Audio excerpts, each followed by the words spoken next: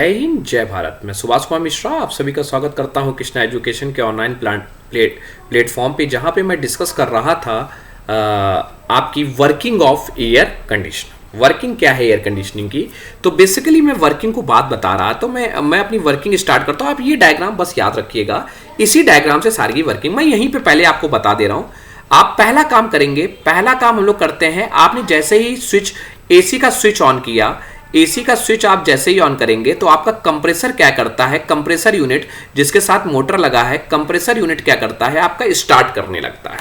Compressor unit जैसे ही start करता है, it's mean compressor unit start करता है तो ये जो आपका एवापोरेटर कॉइल है, इसके अंदर आपका क्या है, लो प्रेशर, आपका क्या है, लो प्रेशर लो टेम्परेचर, आपका क्या है, वेपर रेफ्रिजरेंट है। कौन सा रेफ्रिजरेंट है, वेपर रेफ्रिजरेंट है। वो क्या करता है, वो आपका, अभी मैं एक स्टेप आगे वाला आपको छोड़ रहा हूं, वो क्या करता है, कंप्रेसर तक जाता है with the help of suction line. ये कौन सी लाइन के थ्रू, सक्शन लाइन के थ्रू जाता है, सक करके, ये सक करता है क्योंकि यहां लो प्रेशर है, और कंप्रेसर क्या करता है, इसको हाई प्रेशर हाई टेम्परेचर में बदल देता है, और हाई प्रेशर हाई टेम्परेचर में बदल के कहां भेज देता है, कंडेंसिंग कॉइल पे। यहां पे क्या हो जाता है, हाई प्रेशर और टेम्परेचर हो जाता है। इट्स मीन कि मतलब कंडेंसर कॉइल के पास रेफ्रिजरेंट जो अंदर है उसका टेम्परेचर बहुत ज्यादा है सराउंडिंग से।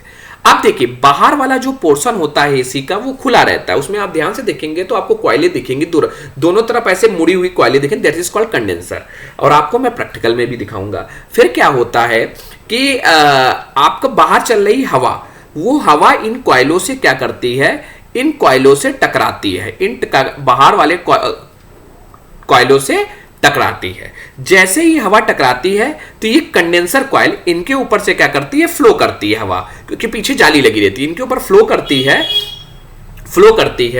और फ्लो करके क्या करती है, और पीछे क्या चल रहा होता है, फैन। पीछे ये वाला जो फैन दिख रहा है, ये प्रोपेलर, इसको हम लोग प्रोपेलर फैन भी, मतलब हवा, दिस इज कॉल्ड प्रोपेलर, कुछ भी आप कह सकते हैं, प्रोपेलर फैन। ये क्या करती है, हवा को चलाती है। तो क्या है कि वहां से आ रही हवा और ये क्या करता है, फैन भी चलता रहता है, तो कंडेंसर कॉइल के अंदर जो रेफ्रिजरेंट है, जो high pressure high temperature refrigerant है, वो क्या करता है, ठंडा हो जाता है। ठंडा इतना नहीं होता है, उसका टेम्परेचर तो डाउन हो गया लेकिन प्रेशर हाई रहता है, तो हाई प्रेशर और हाई टेम्परेचर रहता है। फिर इसको धीरे से क्या, कैपिलरी, छोटी सी पोर्शन कैपिलरी ट्यूब में, कैपिलरी आपको मालूम है एक्सपेंशन के लिए, क्योंकि हाई प्रेशर को लो प्रेशर, हाई प्रेशर और लो प्रेशर से डिस्चार्ज लाइन पर फिर से कहां आ जाती है, एवापोरेटर पे। कहां आ जाती है, एवापोरेटर कॉइल, और एवापोरेटर कॉइल पे कैसा आ जाता है, लो प्रेशर लो टेम्परेचर। अब आप कहेंगे ठंडा कैसे हुआ, अब देखिए लॉजिक क्या है। जैसे ही एसी को ऑन किया तो ये वाला जो ब्लोअर होता है, ये जो फैन होता है, ये क्या करता है, ये आपकी हवा को, जिसको डिफ्यूजर भी लगा रहता है, ये हवा को, अंदर के रूम की हवा को पहले सक करता है, और सक करके इन एवापोरेटर कॉइल के ऊपर से गुजारता है।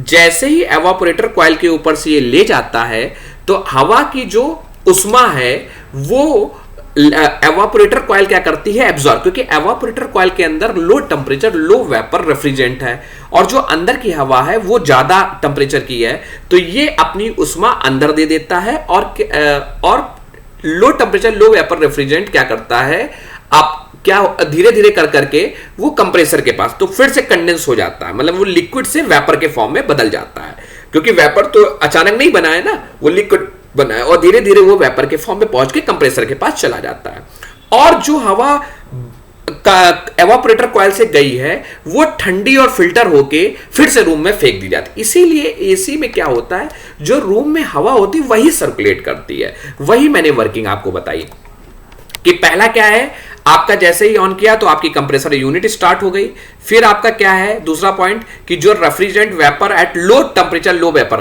कौन सा रेफ्रिजरेंट वेपर कैसे बना होगा, जब उसको उष्मा ली होगी, तो ये पॉइंट बाद में मैं बता रहा हूं। तो उसमें वेपर जो होगा वो कहां जाएगा, सक्शन लाइन की मदद के थ्रू कंप्रेसर पे जाएगा, कंप्रेसर इसको कंप्रेस करेगा, हाई प्रेशर और हाई टेम्परेचर में कर देगा। इसके बाद ये कहां जाएगा, कंडेंसर कॉइल पे, जहां ये कंडेंस्ड होगा। कंडेंस्ड मतलब होता है वेपर से लिक्विड बनना, और ये क्या फिर इसके बाद कैपिलरी ट्यूब में जाएगा to reduce the minimum operating temperature, बहुत मिनिमम ऑपरेटिंग। फिर क्या होगा, the low pressure and liquid, देखिए लाइन आ रहा है, the low pressure liquid refrigerant now enter the evaporator. अब आपको ये पॉइंट और दूसरा पॉइंट समझना है, ये पॉइंट और ये पॉइंट समझना है। यहां वेपर नहीं बना होगा, लेकिन यहां से बन के वेपर गया होगा कंप्रेसर तक। तो ये लिक्विड जैसे एंटर किया एवापोरेटर पे, तो एवापोरेटर के एंट्री पे क्या हो गया, लिक्विड मिला है रेफ्रिजरेंट का। लेकिन जैसे ही अंदर की हवा आई, हवा क्या करती है, जैसे ही हवा आई इसको अपनी हीट दी और ये वेपर में कन्वर्ट, लेकिन वेपर इतनी हीट नहीं दे पाएगी, लेकिन रहता ये क्या है, low pressure low temperature. Evaporator absorb the latent heat of vaporisation, वो लेटेंट हीट एब्जॉर्ब कर दिया from the room air, room air से उसने उष्मा को ऑब्जॉर्व कर लिया, and the result cooling of this air, and this cooled air is directed through the ducted passage in the front cover gill. यही हवा क्या डक्ट की मदद से कहां भेज दिया जाता है, रूम के अंदर भेज। This is the comfort condition of window air conditioning. So this is the working. Please आप एक दो बार देखिएगा, आपको पूरी चीज समझ में आएगी। जो पांचवा पॉइंट है और दूसरा आपको ये समझ में आएगा कि एवापोरेटर और वेपर नहीं, एवापोरेटर का वेपर नहीं, एवापोरेटर का जो आपका रेफ्रिजरेंट आया वो लिक्विड आया, लेकिन लिक्विड से वेपर बन के जाएगा कंप्रेसर पे। पहले मैंने बताया कंप्रेसर ऑन होगा, कंप्रेसर के पास एवापोरेटर लिक्विड वेपर देगा, उसको फिर वो हाई प्रेशर टेंपरेचर में बल देगा, फिर कंडेंसर कॉइल के पास जाएगा, कंडेंसर से फैन चल के बाहर उष्मा जाएगी, इसलिए गर्म उष्मा लगती है। एक अंदर वाला फैन ठंडी हवा फेंकने के लिए है। Thank you. So please watch this video and in the comment you have if the video is good then you have like. Thank you.